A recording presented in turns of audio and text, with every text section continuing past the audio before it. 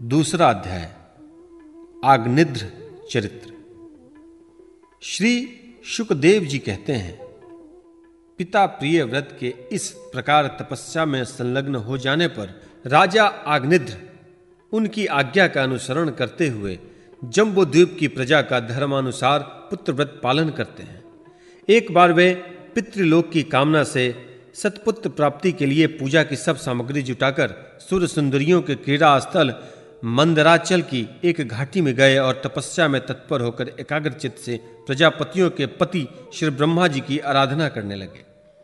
आदिदेव भगवान ब्रह्मा जी ने उनकी अभिलाषा जान ली, अतः अपनी सभा की गायिका पूर्वचित्ती नाम की अप्सरा को उनके पास भेज दिया। आग्निध्र जी के आश्रम के पास एक अति रमणीय उपवन था। वह अप्सरा उसी में विचरने लगी। उस उपवन में तरह तरह के सघन तरुवरों की शाखाओं पर स्वर्ण लताएं फैली हुई थी। उन पर बैठे हुए मयूरादि कई प्रकार के स्थलचारी पक्षियों के जोड़े सुमधुर बोली बोल रहे थे। उनकी षड्जादी स्वरयुक्त ध्वनि सुनकर सचेत हुए जलकुकुट, कारंडव एवं कलहंस आदि जलपति भांति भांति से कूजने लगते थे। इससे वहां के कमल वन में सुशोभित निर्मल सरोवर गूंजने लगते थे। पूर्वचिति की विलासपूर्ण सुललित गतिविधि और पाद विन्यास की शैली से पद पद पर उनके चरण नुपुरों की झनकार हो उठती थी। उनकी मनोहर ध्वनि सुनकर राजकुमार आग्निध्र ने समाधि योग द्वारा मूंदे हुए अपने कमल कली के समान सुंदर नेत्रों को कुछ कुछ खोल कर देखा तो पास ही उसे वह अप्सरा दिखाई दी। वह भ्रमरी के समान एक एक फूल के पास जाकर उससे सूंघती थी तथा देवताओं और मनुष्यों के मन और नयनों को आह्लादित करने वाली अपनी विलासपूर्ण गति, क्रीड़ा, चापल्य, लज्जा एवं विनय युक्त चितवन, सुमधुर वाणी तथा मनोहर अंगावयवों से पुरुषों के हृदय में कामदेव के प्रवेश के लिए द्वार सा बना देती थी। जब वह हंस हंस कर बोलने लगती तब ऐसा प्रतीत होता मानो उसके मुख से अमृत में मादक मधु झर रहा है।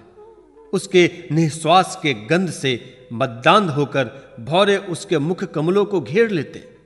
तब वह उनके बचने के लिए जल्दी जल्दी पैर उठाकर चलती तो उसके कुचल कलश, वेणी और करधनी हिलने से बड़े ही सुहावने लगते। यह सब देखने से भगवान कामदेव को अग्निध्र के हृदय में प्रवेश करने का अवसर मिल गया और वे उनके अधीन होकर उसे प्रसन्न करने के लिए पागल की भांति इस प्रकार कहने लगे, मुनिवर्य, तुम कौन हो? इस पर्वत पर तुम क्या करना चाहते हो? तुम परम पुरुष श्री नारायण की कोई माया तो नहीं हो? भौओं की ओर संकेत करके, सखे, तुमने ये बिना डोरी के दो धनुष क्यों धारण कर रखे हैं? क्या इनसे तुम्हारा कोई अपना प्रयोजन है? अथवा इस संसाराज्ञ में मुझ जैसे मतवाले मृगों का शिकार करना चाहते हो? कटाक्षों को लक्ष्य करके तुम्हारे ये दो बाण तो बड़े सुंदर और पैने हैं। अहो, इनके कमलदन के पंख हैं, देखने में बड़े शांत है और हैं भी पंखहीन। यहां वन में विचरते हुए तुम इसे किस पर छोड़ना चाहते हो? यहां तुम्हारा कोई सामना करने वाला नहीं दिखाई देता। तुम्हारा यह पराक्रम हम जैसे जड़ बुद्धियों के लिए कल्याणकारी हो। भौओं की ओर देखकर, भगवान, तुम्हारे चारों ओर जो ये शिष्यगण अध्ययन कर रहे हैं वे निरंतर रहस्य युक्त सामगान करते हुए मानो भगवान की स्तुति कर रहे हैं और ऋषिगण जैसे वेद की शाखाओं का अनुसरण करते हैं, उसी प्रकार ये सब तुम्हारी चोटी से झड़े हुए पुष्पों का सेवन कर रहे हैं। नुपुरों के शब्द की ओर संकेत करके, ब्राह्मण, तुम्हारे चरण रूप पिंजरों में जो तीतर बंद है उसका शब्द तो सुनाई देता है परंतु रूप देखने में नहीं आता। करधनी सहित पीली साड़ी में अकड़ी कांति की उत्प्रेक्षा, तुम्हारे नितंबों पर यह कदम्ब कुसुमों की सी आभा कहां से आ गई? इसके ऊपर तो अंगारों का मंडल सा भी दिखाई देता है, किंतु तुम्हारा वल्कल वस्त्र कहां है? कुकुम मंडित कूचों की ओर लक्ष्य करके, द्विजवर, तुम्हारे इन दोनों सुंदर सींगों में क्या भरा हुआ है? अवश्य ही इनमें बड़े अमूल्य रत्न भरे हैं। इसी से तो तुम्हारा मध्यभाग इतना कृश होने पर भी तुम इसका बोझ ढो रहे हो। यहां तक तो मेरी दृष्टि भी मानो अटक गई है और सुभग इन सिंगों पर तुमने यह लाल लाल लेप सा क्या लगा रखा है? इसकी गंध से मेरा सारा आश्रम महक उठा है।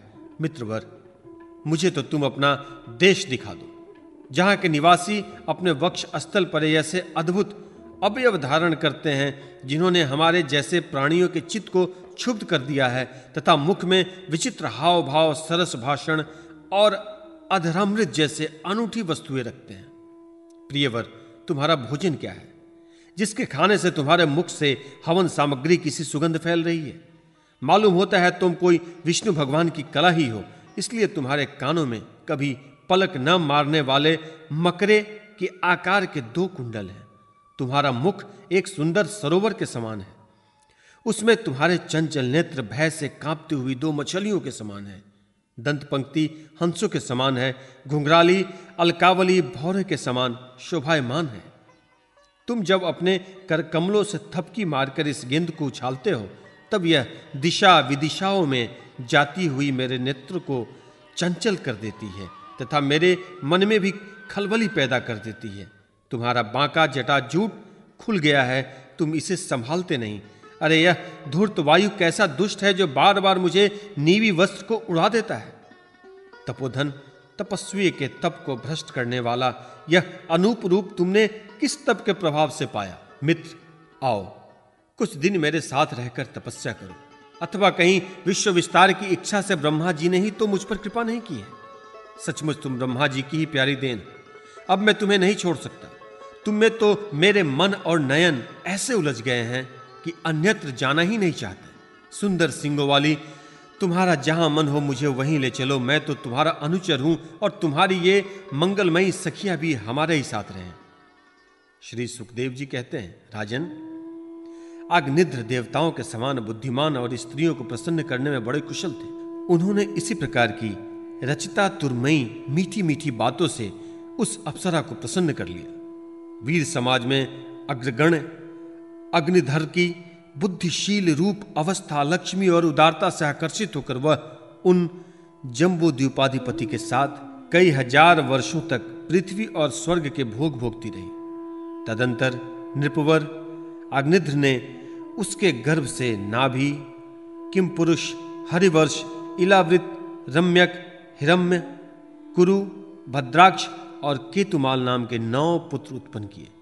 इस प्रकार 9 वर्ष में प्रति वर्ष एक के क्रम से 9 पुत्र उत्पन्न कर पूर्वचिति उन्हें राजभवनों में ही छोड़ फिर ब्रह्मा जी की सेवा में उपस्थित हो गई। ये अग्निध्र के पुत्र माता के अनुग्रह से स्वभाव से ही सुडौल और सबल शरीर वाले थे।